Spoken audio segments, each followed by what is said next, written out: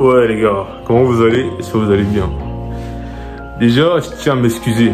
Ça fait un bon moment que je pose pas. Ça me ressemble pas. Et je sais que mon contenu, vous y mettez de la valeur. Donc je vous donne des excuses par rapport à mon absence. J'avais plein de problèmes ces temps-ci, mais déjà réglé.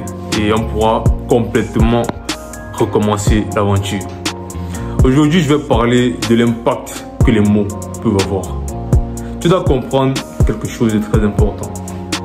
Si quelqu'un vient te parler mal de quelqu'un d'autre, par exemple, on appelle cela la médisance. Et dans les 7 péchés capitaux, ouais, je te parle des 7 péchés capitaux, négro. Si ma chaîne te plaît pas, tu peux t'en aller. Dans les 7 péchés capitaux, il y a 2 choses, l'envie et l'orgueil. S'il vient te parler mal de quelqu'un, c'est pour 2 raisons. Soit il envie cette personne, soit il se croit supérieur à cette personne et se moque de sa situation. Peu importe la raison, le fait de mal parler de quelqu'un, c'est mauvais.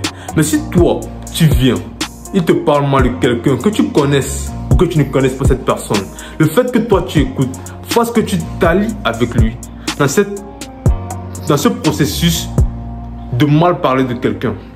Et ça va faire quoi? Le fait simplement que tu écoutes ce qu'il dit va faire que tu portes les conséquences avec lui des actions qu'il a posées.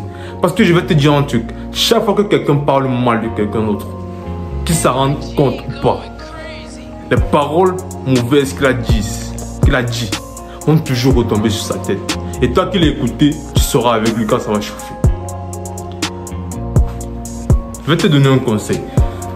Si quelqu'un vient mal parler de quelqu'un d'autre, si tu ne connais pas cette personne, ne l'écoute pas. Change de sujet de la conversation ou arrête la conversation carrément.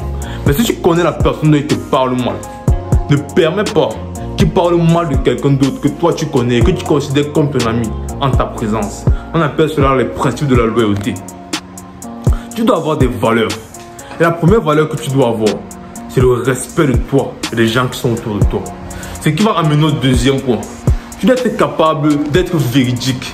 Et quand je dis véridique, je parle de véridique même au plus petit niveau. Si par exemple, tu te mens à toi-même, qu'est-ce que je veux dire par là? Tu te dis que tu vas te réveiller à 6h et que tu te réveilles à 6h30. Inconsciemment, tu communiques à ton esprit que tu ne te prends pas au sérieux. Et donc ton esprit lui-même ne va pas te prendre au sérieux. Ce qui va faire que quand tu auras vraiment besoin de cette discipline ou vraiment besoin de cette énergie intérieure que le Seigneur nous accorde, tu ne pourras pas épuiser. Parce que laisse-moi te dire un truc. Quand tu es véridique dans les plus petites choses, tu es véridique avec toi-même. Et quand tu es véridique avec toi-même, tu es véridique avec Dieu.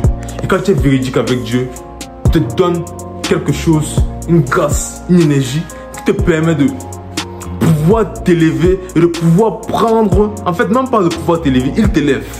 Et tu vois, il va te donner une chose qui va te permettre de puiser une force en toi que tu ne pouvais pas imaginer auparavant. Donc cette vérité-là, tu dois la prendre au gré, c'est-à-dire au plus précieux sens. Si tu n'es pas capable d'être véridique avec toi-même, tu ne seras pas capable d'être véridique avec Dieu. Et encore moins d'être véridique avec les autres. Les mots que tu dis aux autres et à toi-même comptent bien plus que tu ne le penses. C'est ce que je veux te faire comprendre.